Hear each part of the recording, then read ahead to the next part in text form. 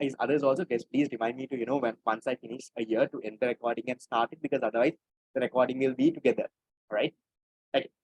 So we'll go to 2018. The plan today is, guys, if possible, to do 2018 and 19. Let's see if we can't finish 18 and 19. We'll at least do 18 and 20. I think we can if we go a little fast, right? Can we consider the first one if not for 5? Not really. There'll always be a better answer. Okay, right. We'll go with 2018 A levels. Question number 1. Which of the following statement is a normative statement? Normative statement is like a value judgment, subjective, a person's opinion. Can you tell me now? I taught you all what normative statements are. What do you all think? They are saying increase in fuel prices will encourage the demand for electric cars. If income increases, sale of luxury goods will fall. As laptop prices fall, people will buy more of them, right? Government should control the rent that house owners charge. The quantity demanded is negatively inversely related to the change in price. Because from this, 4 of it you can prove. You can prove whether this is right or wrong. 1 point, there is no way that you can prove. It's like opinion. I say we have to do this, you say no, Epado, right? Which one? It's the 4th one, right? Government should control rent, right? Now, I will say government should control the rent that house owners charge. I am saying these house owners, they are charging very high amounts of rent. So the government has to come and they have to control. You will say, no, sir, not needed like that, right? If the house owners are charging high rent, then people won't go for that house, no? Right? So then it's okay, right? Let them charge whatever they want. Then people won't go to that house. They will go to another house, right? That's all right. So 2 different opinions, right? There is no right or wrong.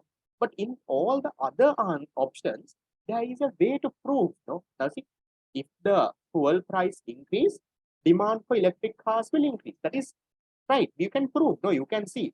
Now these days, fuel prices are going up and up. Are people actually buying more electric cars because of that? Yes or no? Right? We can prove. There is a right or wrong. Then, if income increase, sale of luxury goods will fall. Now this is wrong. If income increase, sale of luxury goods will also increase. So you can prove that it is wrong. So again, positive. If laptop prices fall, people will buy more of them. So you can test and see if the prices are cheap, are people buying more, right? Yes or no, positive. Quantity demand is inversely related to price. Yes or no, right? So positive.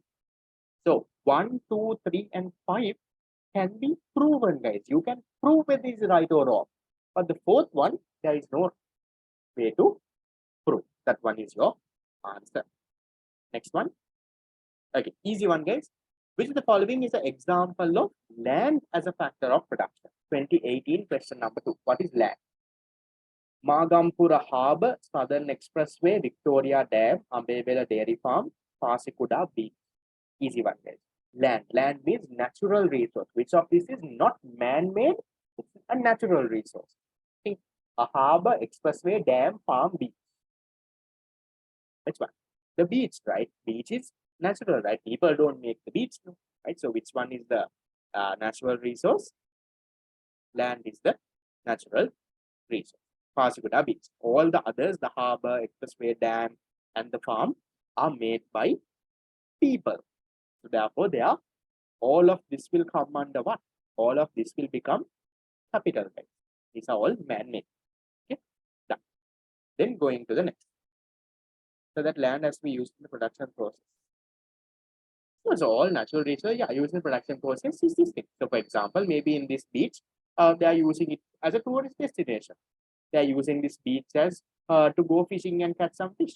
They are using this beach to, I don't know, maybe produce salt, right? So all of that. Are you doing paid classes online? Yes, guys. All my classes are only online because I don't have the time to do physical classes. I would have explained why is that. One thing is, as a career, I don't want to become a typical full-time tuition teacher. I know it's a very lucrative industry, right? I'm not doing it really for the money, right? So I know getting really into full-time teaching and teaching around 4 or 5 institutes, it's a very profitable thing for a lot of teachers, right? But I personally, I know I'm not a fan of that, right? So I only do my classes online because I also work, right? I work for an economic research firm, right? So that helps me stay updated with everything that is happening in the economy, right? With the interest rates, exchange rates, what is happening, what is the government doing, right? What happened with the country, why did we go to this price, right? So we advise companies, right? We do all of that. So, that helps me stay in track. Especially, it helps me a lot to teach the grade 13 syllabus, especially now, for example, unit number 8 that we are going to start. Taxes, expenditure, right? So highly connected with the current situation. So I don't want to give up on that and start like physical classes. I've got a lot of invitations from different institutes also, right, to start a physical class. But then I become a full-time tuition teacher. I don't want to. I know as a career-wise, I think I can do something more. So I don't really want to be that typical full-time tuition teacher, right? But that does not mean I allocate lesser time for my classes. I do allocate the same thing, but I only stick to online because I feel the advantages are high, right? I know it's not as interactive as a physical class. I understand, right? Online classes sometimes can be a little boring. You don't have your friend next to you, right?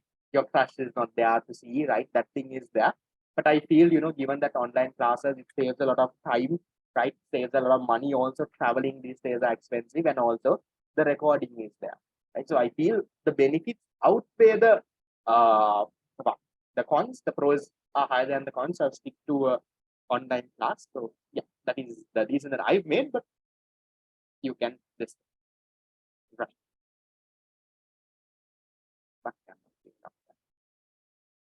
Because you all can still, get, trust me, you can still get that A, right? Don't worry, right? You still have that, possibility to get that A, even if you're starting from scratch. And also, guys, others, if you all have, right, if you all want, you all can even purchase recordings of any of my previous classes, theory, revision, and you can watch and catch up as well, right? That option is also there, right? So, okay, we'll go to question number 3. Which of the following is always true of an economy operating on the production possibility front? Now, this is easy. Now, you all know. Operating on the PPC means what have you achieved? Operating on the PPC means you have achieved productive efficiency. Achieve productive efficiency means, right? You have achieved productive efficiency. What are the two conditions for productive efficiency? Your resources are fully employed, right? You have full employment and you have full production as well. So just have those in the back of your mind, right? Just to, so that in case the question is talking about one of this, you know what to write about, right? So see guys, which one is always true? Okay, it must be a market economy. Can you say just because you're operating on a PPC, can you say it's always a market economy? I don't think, right? Can you say it must be a command economy? I don't think, right? Then resources are fully employed? Yes. So you're operating on the PPC means you're using your resources fully, right? No problem. All the resources are fully employed. Yeah. It has achieved productive efficiency, but impossible to achieve allocative efficiency. No, no. So on the PPC means you have achieved productive efficiency, and actually maybe this might be the allocatively efficient point also. So you can't say impossible to achieve. There is a possibility that you can achieve allocative efficiency as well. Last one, it must have a linear PPC. No, no. Just because you're operating on the PPC doesn't mean you have to have a linear PPC. It can be a linear PPC, right? It can even be a concave PPC. So again, no, right? So which one is our answer? Answer is number 3. Is that fine, guys? That was easy, right? Any questions? Yep.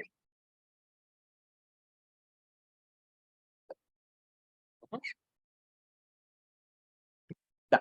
So we'll move to question number 4. Right. I know this is the easy one. On a diagram of a production possibility frontier, opportunity cost is represented by what? The slope of the PPC, the point inside the PPC, a ray through the origin. point on the vertical axis, point on the horizontal axis. How do you show opportunity cost on the PPC? Opportunity cost is represented by the slope, right? For example, if you have a straight line slope, right? If you have a linear PPC, right? We call this constant opportunity cost. If you have a concave PPC, we say there is increasing opportunity cost, right? So which one is our answer? Then our answer is number 1, right? The slope of the PPC will show us the opportunity cost. Okay, done. Then last 2 questions for 2018, right? Easy one. Which of the following is necessary for a well-functioning capitalist economy, but not in a command economy? This thing in your note for unit number 1, I would have given a small note in your tune. I would have said the importance of something for the well-functioning of a market economy. For those who were there in my unit number 1 class or whatever, just check in your tip. What is that? I have said the importance of this for the functioning of a market economy. I said without this, a market economy will not function. Which one? Without what will the market economy not function? A market economy, guys, will not function without protection of property rights. Now, what is this property rights? Let me take a minute to explain, right? This property right, listen carefully. Property right is the right that you have to do whatever you want with your resource, to modify it, to sell it, right? To do anything. I'll take an example, your house deed, right? Now, how do you claim that the house that you are living is your house? Through that house deed. No. So what is that house deed that you are getting? We call it in singular, we call the oppuo, right? What is this oppuo or house deed giving you guys? It's giving you the property right, saying that, look here, this is my house. I can do whatever I want. You want to plant trees in the garden, go and plant. You want to build a upstairs balcony, you go and do that, right? You have the property right, right? Now, who awards this property right? Usually the government, right? So in a command economy, this property rights is not a problem. Because command economy, government is the one running. Government is the one running. They are owning the resources. So property rights is not a big problem. But in a market economy, we say government doesn't interfere. So now the problem comes in a market economy. If the government is not there, government can act, right? Who is the party awarding this property right? Now just assume in Sri Lanka, no government at all. Let's say no parliament, no voter. Just the firms are there, households are there, right? Who is going to give you that house deed saying this is your house? No one is there, right? So that is where the problem comes, right? So if that house deed or if that property right is not there, you will not produce. Let me explain. For example, right? Now I start my own, let's say, farm, right? I have a small farm. I have 10 cows in my farm. I am growing some vegetables in my farm. I have my farm, right? Now that is my farm, right? Tomorrow, one of you all come and say, no, sir, this is not your farm. This is my farm, right? And you take my cows, you pluck the vegetables and you go, right? If there is no property right, I have no way of proving. I can't say, look here, this here, see, this is the deed of my farm, right? This is my farm, right? So no property rights means no one will produce anything. Why? Someone else can come and steal it and go, right? I won't start a business, right? Because someone else might come tomorrow and take my business and go from, right? So unless that property right is there will not be any production. No production means there is no what? No exchange. No exchange means the economy will not function, guys. So I'm just giving a small recap, but this is a more detailed area than this. Please go back to your whatever theory revision. My people, you will have the recording. Go back to that if you can't remember, right? So unless this property right is there, right, a market economy will not function, right? So it's very important. That's why we talk about what is necessary for a well-functioning capitalist economy is what? Private property, right?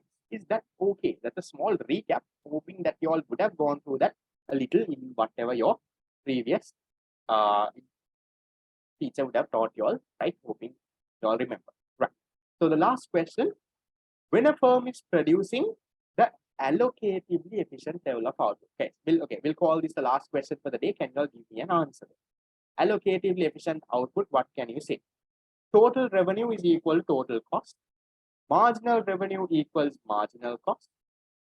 Marginal revenue is greater than marginal cost. Price equals average total cost. Price equals marginal cost. Some people are telling me answer number 6 only, and there's only 5 answers. Which one?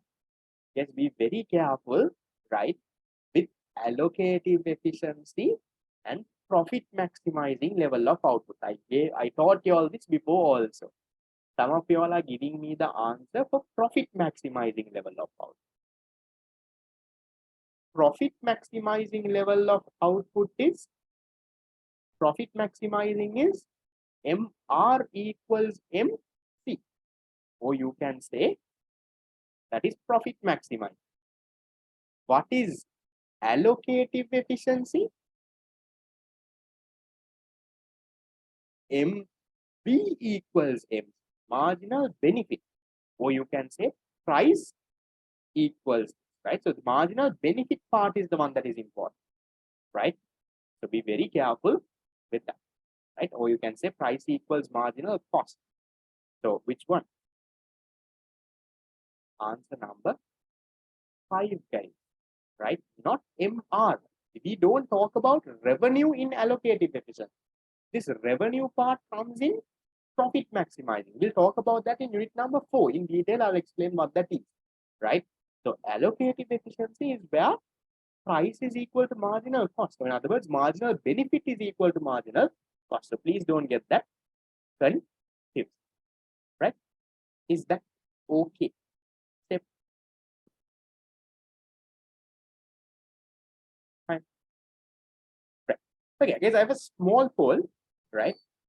Give me 1 second, right? So you can vote for this and then you can move, if we can leave, right? So the poll that I have, okay, okay, too fast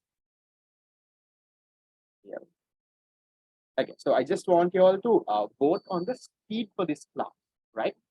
So give me a second, right?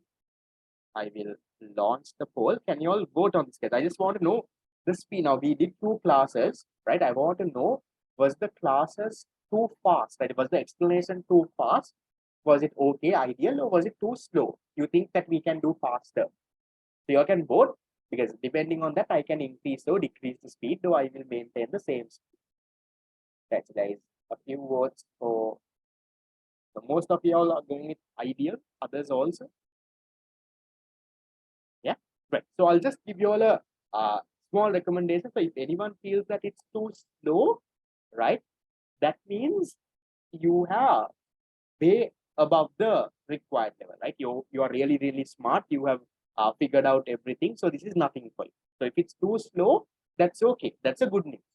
For those who have voted too fast, right, the most likely reason is maybe you are learning these concepts for the first time, right? You don't know the basic, right? Maybe that can be the reason, I don't know, but most likely that can be your reason. So for those who have voted that it is too slow, what I would recommend is, 1, definitely do the question and come. Second, right, try to go through the theory areas, right, while doing the question. Do that and come. So good to see most of you have voted as ideal. So that means I think the speed is okay, right? These are the results. We have almost 96% voting ideal, so I'm okay with that, right? So what we'll try to do is, my plan is to finish 1 unit in around 4 classes, but I think we might not be able to finish in 4 classes, because now we have 2019 and stuff, not 2019, right? But for the next week, right, make sure you all complete all the MCQs and do the essay questions of the first 2 years. Can you all do that? So MCQs from 2019 to 2022, essay questions 2011 and 2012, right? So I think that is something that we can do. You all can do more than that, right? No problem. But I'm just telling you, at least until 2012 the essay question. Right? All the MCQs plus 11 and 12 essay questions, do it and come, will most likely be able to discuss. Okay, so that's it from me for today. Then I'll see you all again next. Thank you guys for coming. See you all. Bye bye. Thank you.